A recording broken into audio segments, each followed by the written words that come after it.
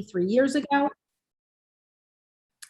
23 years ago in 1998, and since then has coached over 14,000 clients, many on HB team, and he definitely was instrumental in a lot of our successes, including myself, and I highly endorse Jeff, and over 70,000 one-on-one hours. Jeff has published 5 books, including a #1 Amazon's best-selling list, and has been featured on social media publications, radio, Fox, ABC, CBS, and Lifetime. Jeff is available for one-on-one coaching as well as keynote speeches, podcast Zooms, and Facebook Lives. And Jeff, take it away. Our topic tonight, again, is starting, finishing, closing. Thank you very much, Desiree. I am honored to be here with you. Is this week 7, Desiree? Yes, it is. It's week 7. We have reached the halfway point. So welcome, everyone. The first day of spring. A lot is happening here. Welcome, welcome, welcome. It's my privilege and pleasure. And thank you for that endorsement and edification. And I'm ready to deliver here this evening. Starting, finishing, and closing. To be a closer is to be a finisher. The way we do many situations in life is the way we do many situations in life. So if you've continually told yourself over the annals of your life that you're a procrastinator, the world's worst procrastinator, I'm always late, that's in direct correlation with starting, finishing, and closing. And if you're someone who starts projects and has challenges finishing them, that will also show up in other areas of your life.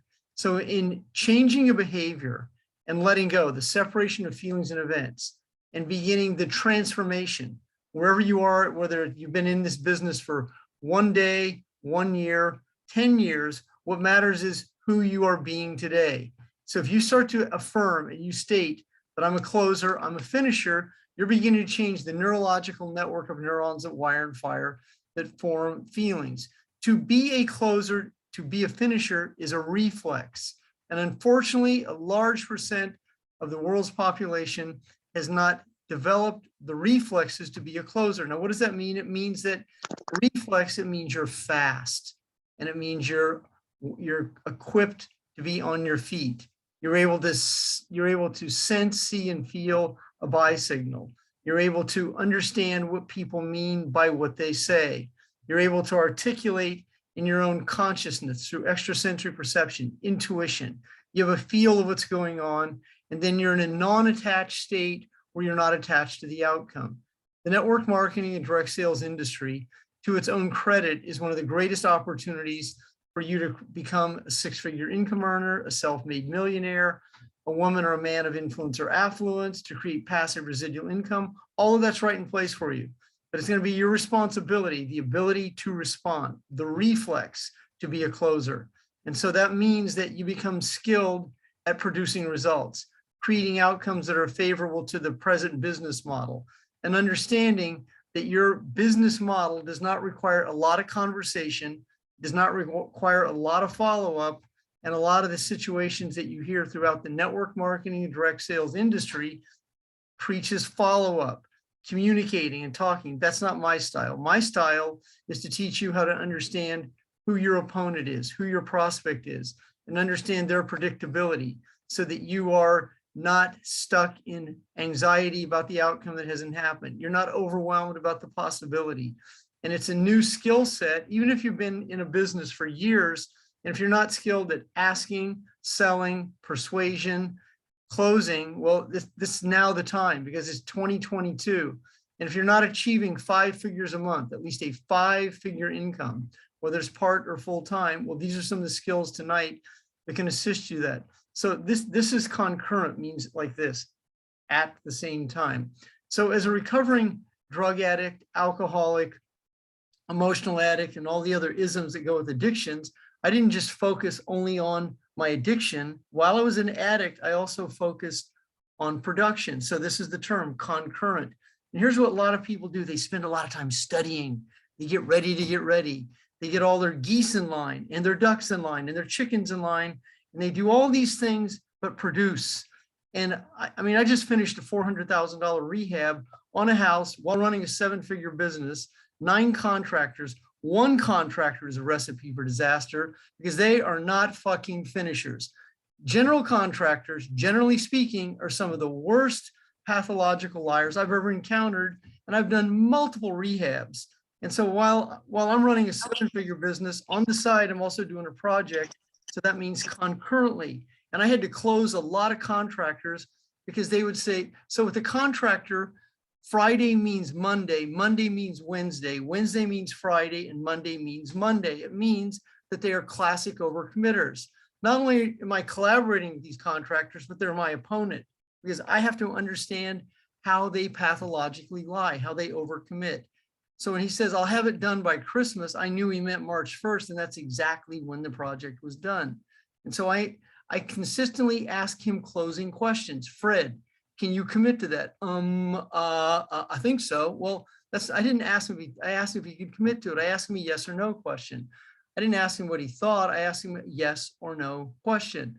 And so this may seem unorthodox, but this is how you achieve results.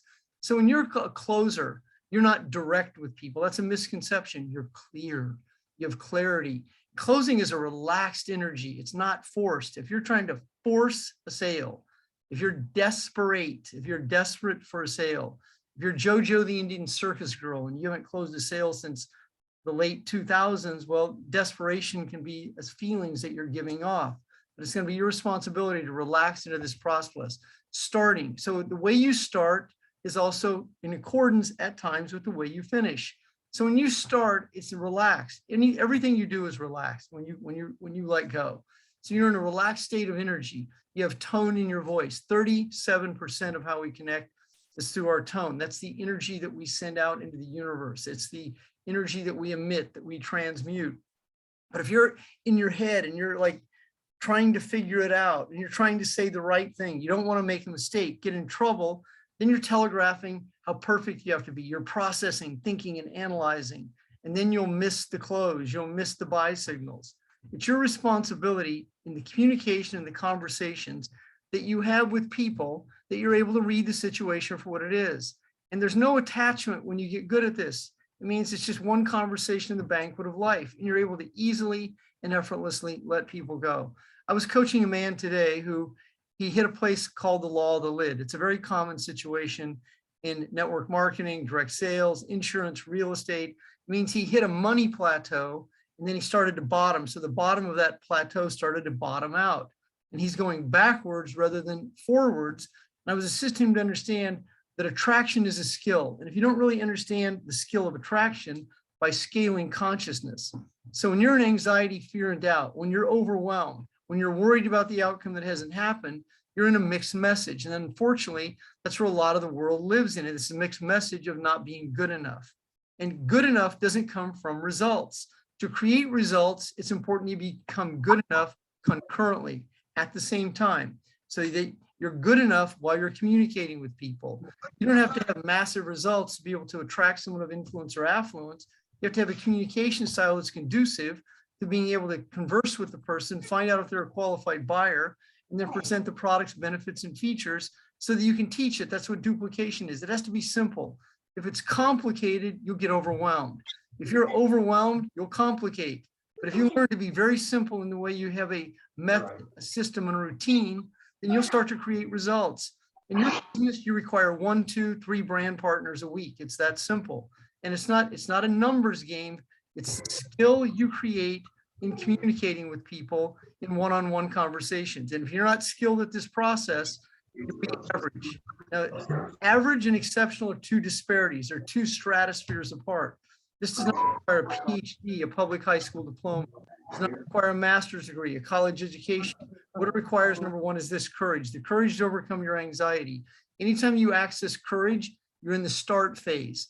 But many people they stay in the art of the start. They just keep starting and starting over and starting over, and they don't escalate.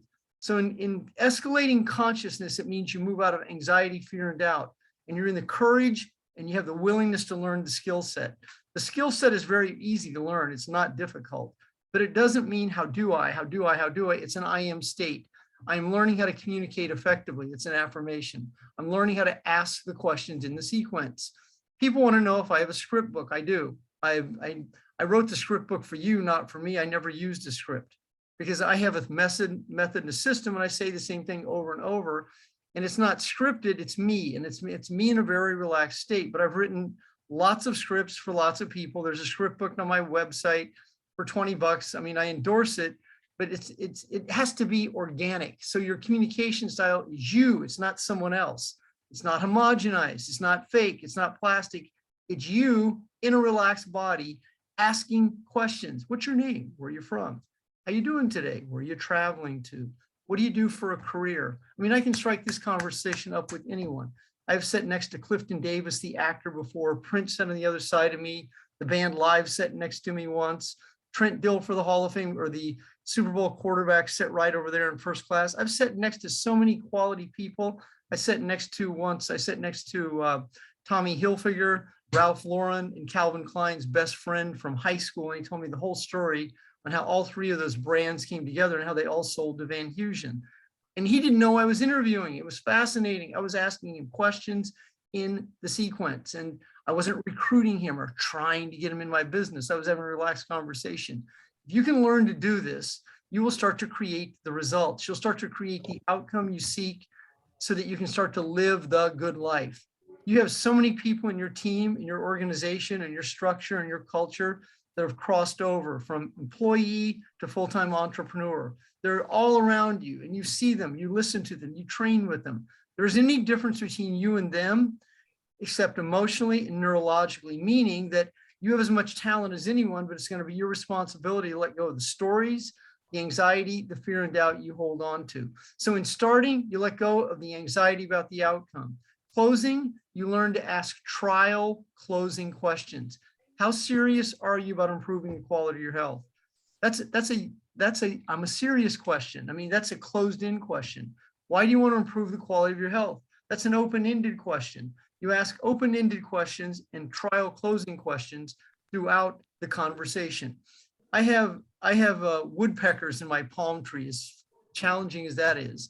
And I had two pest control experts on my property today. And I had both my assistants meeting with both of them, and they were asking them trial closing questions. Is there a fee for you to come out on the property? I made sure that both my assistants asked that question. There was no fee. And then worst case scenario, what do you see we can do here? I had my assistants ask both these men what the solution was.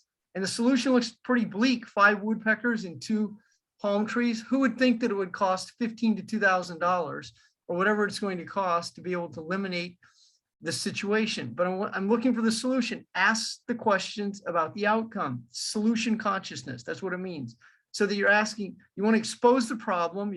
Why do you want to improve the quality of your health? Why do you want to achieve an extra income stream? And it's important that in the questions that you ask, that you let go of the anxiety about getting in trouble, making a mistake, saying the wrong thing, offending someone, and all these questions that are all these statements that end up in so many people's head about the outcome. And tonight, before you go to bed, you start using the affirmation: I'm a closer, I'm a finisher, I'm a finisher, I'm a closer. This is how you rewire how you wire yourself. I'm a finisher, I'm a closer. I finish everything I start. And you start practicing this. Remember the movie, The Karate Kid, and Ralph Macchio gets upset because he's doing this. He's going, why am I doing this? I didn't come over here to wax your car. And he goes and he gets pissed off and he throws a sponge in the bucket and he goes, I'm out of here. And then Mr. Miyagi goes, Daniel-san, wax on. And then he grasped it. He was teaching him the form. So there's a form to asking a question. I teach it. It's a skill set. It's ask the questions in a sequence. Use the person's name: Susan, Bruce, Tom. What has you in a position you're looking for a way to start a business? John, why do you want to improve the quality of your health? Sweetest sound to a person's ear is the sound of their own name. Right-handed person listens with their left ear. It's important you understand this. Alexa, turn off. If you're one-on-one with someone, watch their eye irises. When you ask someone a question, they're right-handed. If they're going to think and process, it's their left eye iris that goes up and out. The sound that comes out of their mouth is is a tell. Is a story. They're going to tell you a story when you ask a question. A large percent of the population, when you ask them a commitment question, tell you a story. It's your responsibility to understand that. Tom, I appreciate your answer. That's not what I asked you. And it's your responsibility to ask that question. I've never had anyone say that's none of your business. I've never had someone say, when I say, how much income are you accustomed to achieving on an annual basis? I've never, ever had anyone say it's none of your business. But if you put that in your energy, they're going to say that's none of my business. Well, you just attracted your reality, the very situation you sought to avoid, to fulfill panic patterns, trauma bonds, and the outcome that you didn't want to have happen, so you can be disappointed. It's a commonality. People do this so many times. It's very interesting to watch how so many people sabotage their success because of their anxiety about the outcome. What are you looking for? Who are you looking for? You're looking for a few people who are committed, people who are commitment conscious. And you're not looking for people who need the product. You're looking for people who deserve it. You're not looking for people who are desperate. You're looking for people who are committed. You're looking for people who are commitment conscious. How committed are you? How committed are you? If you're not committed, how can you ask people commitment questions? And this is where you cross the bridge. I'm committed. The results you created yesterday have nothing to do with your commitment today. What happened to you 2 years ago has nothing to do with who you're being today. What happened to you 10 years ago has nothing to do with who you're being today. Commitment conscious. I just coached a woman right before this call who's seeking a job, and I was coaching her on the interview and how to really be her best in that interview. She goes, she's worried about performing. I go, well, in an interview, if you're performing, you're forcing it. But if you're yourself and you're able to answer the questions and answer the question without a story, you're going to enhance the law of averages. I said, and then you close the interview by asking for the job if that's what you want. And this is a key component of this, is that closing is asking, and it's asking the questions in a sequence. And it's not forced and it's not direct. It's in a very relaxed energy. Based on what you reviewed today, do you feel comfortable enough to purchase the product? And also, if your dialogue with money is not conducive to creating it, if you live in broke thoughts, poverty consciousness, lack, and money worry, then you're going to attract the same situation to your reality. When you begin to let go of that, and also understand this concurrently, so how much money you had yesterday, how much money you have in your bank account today, the liability debt that you have, has nothing to do with that conversation unless you make it about you. If you make it about you, then you're going to telegraph your uncomfortability. But if you're in that conversation and you're asking them questions about them, why they want to, what they're looking for, then it's not about you. But when you reflect your lack, your low self-esteem, they feel it. And that's why many people don't join people in business, because they telegraph their uncomfortability. And then would success contradict your struggle? For a lot of people, it would. And who am I to think I could be a millionaire? Who you are, you're a child of God. You have every opportunity in the world to be your best self. That's who you are. But if you can't see yourself like that, then you'll continue to stay in struggle mode, be a noble struggler, tiptoeing quietly through life, arriving at your grave safely. And you want to be in a place that you're so done with this. 2022 is your breakthrough year. It's the year that you arrived here. It's one of those challenging years in world history. It's ripe for it right now. The cost of everything is escalating. You require more money, and so does everyone else. Everyone else requires a leg up, a better opportunity. You're presenting people a way to become a 6- and 7-figure income earner. You're not guaranteeing anything. You're presenting it. And if you don't believe it, then how can you convey it to someone else? Also, you don't have to be a 6- or 7-figure income earner to present the opportunity to someone. Because if you make it about you, I haven't, so you can't, then you've just telegraphed and robbed someone of the opportunity because of your own low self-esteem. As you begin to let go, separate your feelings from the events that shape them, you start to become a finisher, a closer. And the most important situation that you start to master is asking the questions. It's 5 to 15 words, five words, 15 words that end with a question mark. And sentences also end with periods. ROW. A large percent of society uses a term that I call run on words. They talk too much. They go on and on. They embellish. They overtalk. They oversell. And they don't ask the questions. The objective is to be able to leverage the system you use by qualifying the buyer, asking the questions, and presenting the packaged products and the whole opportunity by using the tools that your company provides for you. That's how you duplicate it. And when you're going into close mode, you're actually closing. You're asking closing questions at the closing table. When someone's at the closing table, it's closing time, and you ask those questions clearly, not directly. Non-forced in power, letting go of the outcome letting go of the outcome that has not happened, and then being comfortable with however the cards fall. and your share of victories will come your way. I was coaching a woman today, one of those prosperous women I coach. She sold a $13 million property in Kauai, Hawaii last year. Now that itself is remarkable, but the year before she had a stroke. I was watching a video of her today. Her right arm is like this and her right leg is and she almost died 2 years ago from a stroke at age 60. In a 24-month period, she completely reinvents herself and has her best year ever as a real estate professional 1 year after having a stroke, selling a $13 million property. I'm coaching her today and she says, when's my coaching going to expire? I said, in 2 months. She goes, well, I'd like to rehire you today. Now, she closed herself. Now, the reason she closed herself is because she saw the value. I didn't have to ask her or have some big wraparound close. She closed herself because she was closable. I didn't even have to ask her. And that will happen to you if you'll let go of your anxiety about the outcome. It'll happen occasionally. And that's called synchronicity. People begin to show up when you let go of your anxiety about the outcome. When you're no longer the mind-body connection to the events that shape the feelings, people begin to mythically, magically show up. The parking space shows up, first-class seats available, the water parts, the table's there for you. I mean, once again, this is starting and finishing. Would it be possible for me to sit in a booth in your restaurant with a great view? I mean, that's a trial closing question. Do you have any openings at 8 o'clock on Saturday evening? That's another closing question. You already asked closing questions in certain areas, but this is not effective. I'm just calling. I was just wondering, is it? Can I dine in your restaurant at 8 o'clock? Sure, we'll give you the table by the bus station. We'll give you the worst fucking table in the place because you brought the worst energy to the call tonight. You win, Chief. You just got the worst table. Okay, thank you. I'm just lucky to be there. I mean, that's unfortunately what happens to so many good people, and they're not clear. They don't ask for what they want. So I always fly in 2B, seat 2B. I mean, and I have set, Nancy Pelosi actually sent in 1A once upon a time in the seat right in front of me.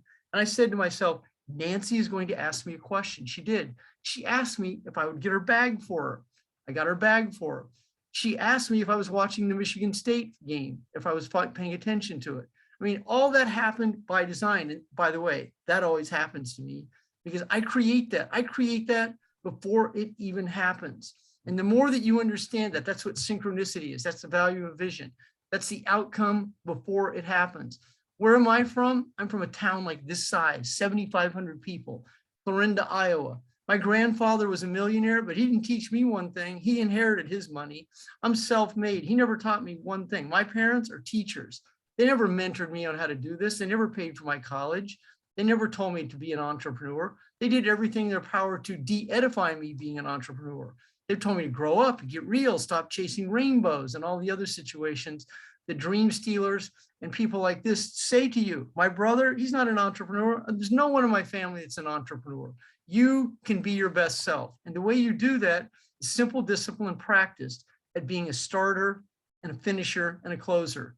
So the way you start is the way you finish. The way you start is also the way you don't finish. Because if you're like all in at first, well, you'll burn out. But if you're in a relaxed start and then you have a relaxed finish, you'll be able to duplicate this over and over and over again. AGAIN. 3 words you can also incorporate: breathe, release, and receive. Because if you're a closer, you're a receiver. If you've been a giver all your life, well, giving is a good skill, but so is receiving. Receiving is hardly ever taught. Receiving is a skill. If you've ever given someone a compliment and they go, well, why would you say that about me? And then they put you in a position to qualify the compliment. It means they have receiving skills. Well, why would you say that? I don't see what you see. And then there's also the people you offer them a compliment. They don't trust you because they have trust issues. So they're on the defense when you're just attempting to give them a compliment. These are the people who are very difficult to be in a relationship with because of their own trust issues. Also, when you're communicating with people and you sense that in people, don't be afraid to walk away from someone. Be able to let people go easily and effortlessly, diplomatically. Move on, be non-attached, be in the flow, in the zone. My name is Jeffery Combs. I'm the president and founder of Golden Mastermind Seminars Incorporated. Here's an oldie but a goodie. This is called The Psychology of Closing. This is a well-worn masterpiece. I have that, that's a 10 CD set that I have that on my website, goldenmastermind.com. I produce that content in 2003. So that would be what, 19 years ago, and it still stands up.